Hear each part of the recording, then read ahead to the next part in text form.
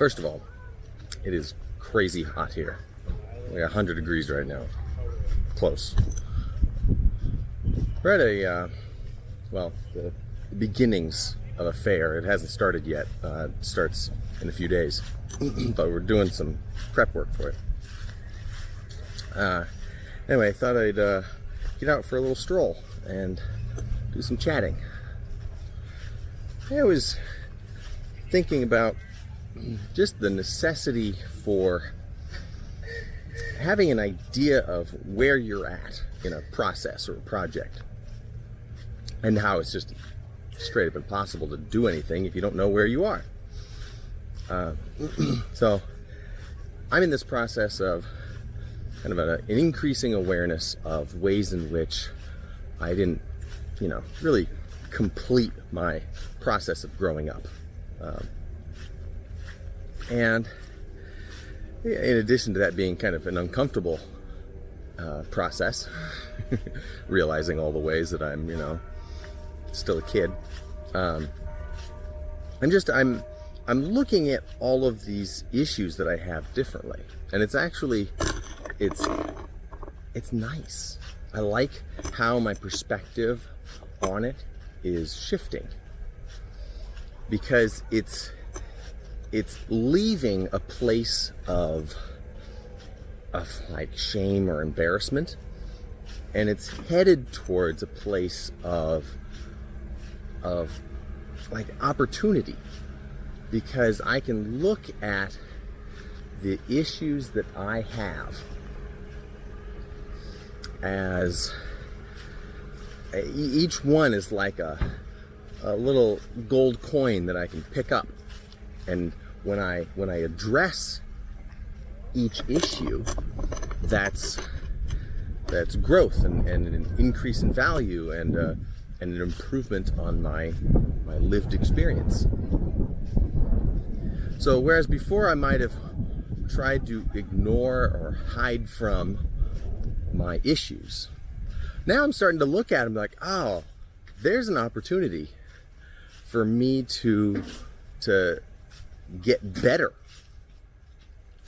feel better, have more, do more.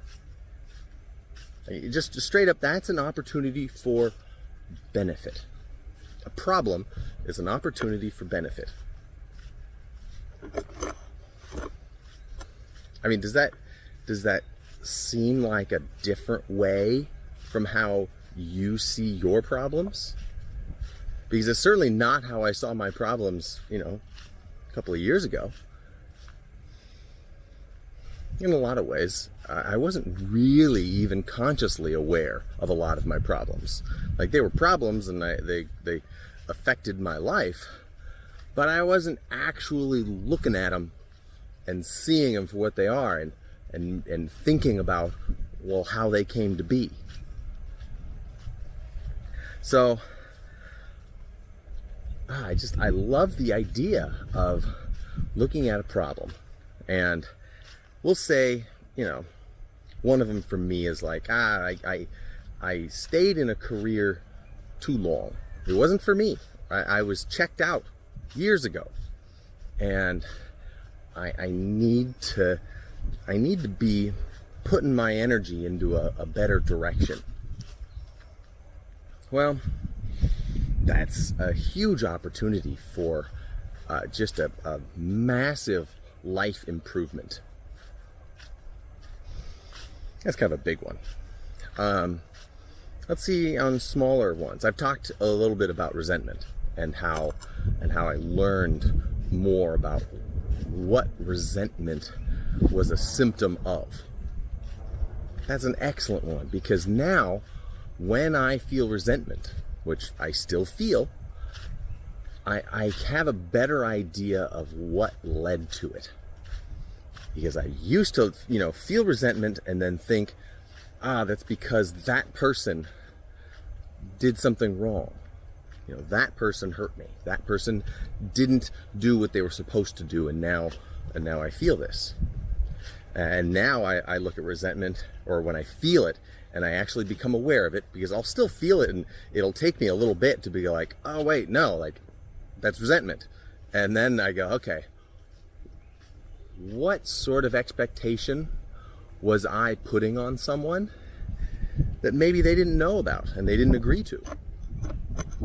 And so it comes back to me, and it lands, it puts the ball in my court to be able to deal with it and fix it, which is a positive thing, because you just can't wait around for somebody else to make you feel better. And so it's a good thing that the problem of resentment is not only caused by me, but solvable by me. That's a good thing, even though in the moment it's hard for me to appreciate that. So that's an example of just a small recurring problem that I can look at and be like, hey, that's an opportunity for me to grow a little bit in a way that will make me feel better, make me feel more empowered, and better capable of dealing with issues in the future, which makes me more confident and comfortable and everything. Let's see. Any issue that I have in relationships, kind of flubbed that one, but in relationships, the ways I react, the way I feel myself emotionally reacting, those are all just fantastic indicators of what's going on under the hood. And they're clues about, hey, what's causing these emotions. So I'm really trying to be more self-aware and to give myself more time in a calm context to evaluate, why was I feeling that way? And trying to avoid jumping to conclusions in the moment, which is what you will want to do in the moment. And this is something that my coach has talked about a little bit. God, it's so great having a coach. So great having a coach. So, when you're in the midst of an argument, say,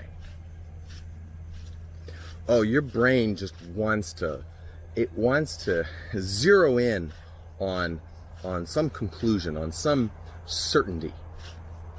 Like, no, that's not the way it is, and you did it wrong, or whatever. You want to you want to be sure. Your brain doesn't work in the subtle ways. It doesn't understand nuance when you're in the midst of an argument. It's like that side of your brain just turns off. You don't have access to logic and reason. All you have access to is like survive, which means fight or defend, or just something that will get the threat away. I'm going to turn around here. And so what needs to happen is you have to get out of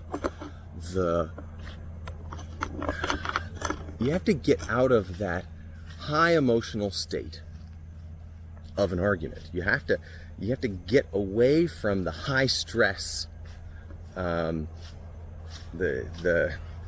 fight or flight, all of those signs that you're in a bad situation. Your body's like, come on, we got to get out of here. Either fight or run away or do something.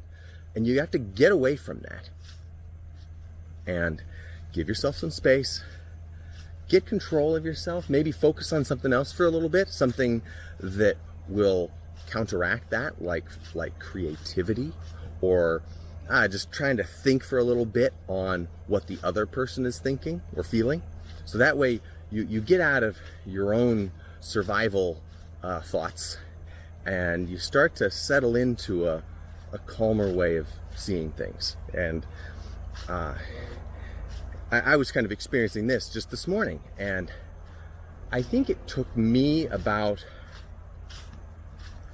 I don't know if this is good or bad, but it took me a couple hours to get out of it.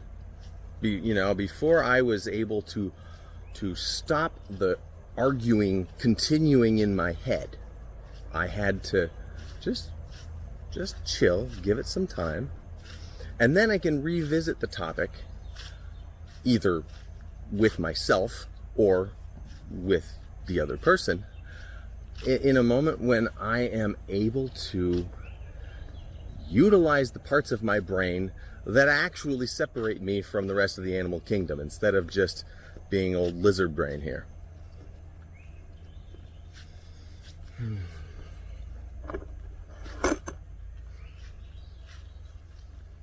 Gosh, you know what's so cool about having my coach is that the way the relationship works between me and this coach is that I want him to make me better. I want him to tell me the truth, you know? Like give me the hard news, you know? Like how can I get better? What am I doing wrong here? And I welcome that information. I welcome that input in a way that I would really struggle to do if the same information was coming from, say, my wife or even a friend of mine or something. But because I have a particular relationship with this person who I call my coach, boy, it's like I made the decision to go to him. I liked what he had. I could see that he had valuable information and perspectives and tools to give me, and I wanted them. And I went to him, and I am paying him because I want his input. And so I am primed to receive what he's got. And so it makes my ability to learn just skyrocket, as opposed to somebody else coming to me unsolicited and saying, hey, you're messed up. Hey, you're not doing this right. Hey, you need to be fixed. Because that's just going to turn on my lizard brain and I'm just going to fight back. So as a way of getting myself into the right headspace to learn, to actually take in information and to maybe swallow kind of a tough pill every once in a while. Oh, it's so valuable to have this person that I wanted to learn from and to pay him some money and get his help. It's so cool. And I just can't believe that it took me so long to get to that point, to be able to reach out and get that kind of help. So it's so cool. And I honestly wish it was well, I wish it wasn't necessary, first of all, but when it is, I wish it was just available for everyone. And look, whatever I'm learning from him that is really great, I'm gonna share. It's not proprietary, you know. He's okay with it. It's just cool information. So hopefully, I hate that word because it kind of takes my power away. It's like I'm relying on luck if I'm gonna do something, you know.